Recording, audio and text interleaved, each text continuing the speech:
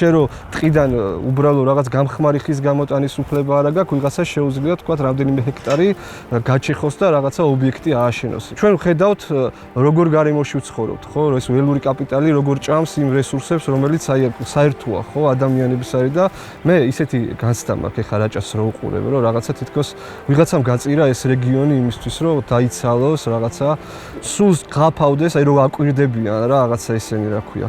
სვავებივით, რომ როდის დავა ეს კრიტიკულად მოაზროვნე ადამიანების რაოდენობა თუნდაც მინიმუმზე რა 2-3 კაციც რო აღარ იქნება ვინც ხმას ამოიღებს. მგონია რომ ერთ დღეს მე რო ვიღაცები მოვლენ და აქაურობა შეესევიან და აითვისებენ, იცი მოიზომავენ ესე რაღაც ადგილებს და ზოგი რაღაცას ააშენ.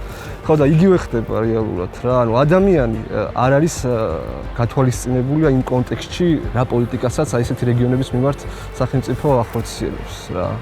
ადამიანი არის აქ მომხმარებელი, საშუალოზე დაბალი ფენა, რომელიც აი რაღაცა ისეთ 700-800 ლარიან სამსახურებში არის დასაქმებული და ელემენტარულ საბაზისო მოთხოვნებს ვერ ეკმაყოფილებს. საგულსატკენია ხოლმე რო ხედავ, რომ აი ადამიანს მაგალითად კბილებს რო ვერ იწესრიგებს ადამიანი, ღობე რო აქვს გასაკეთებელი და იმის ფინანსები არ აქვს, რომ ღობე გააკეთოს. პირობითად ვამბობ რა და რამდენი ესეთი არის.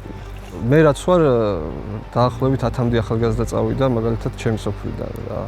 გზის მოbrunებით ავით ისე ჩამოსათვლელი 1-2 ადამიანს ვიხსენებ და წასული ძალიან ბევრი მინახავს და პლუს ამას ემატება სიკვდილიანობა. ხო ძირითადად ხანდაზმული ადამიანებით დასახლებული რეგიონი არის რაჭა.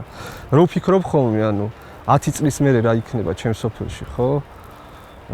ძალიან გული მტკივა, იმიტომ რომ ეს ხალხი რა ვიცი, სას ვერავინ ვერ გამოეკარება, ღმერთმა 100 წელი და უფრო მეტი აცოცხლოს ყოლა, მაგრამ ანუ რაღაც კანონზომიერები არსებობს რა.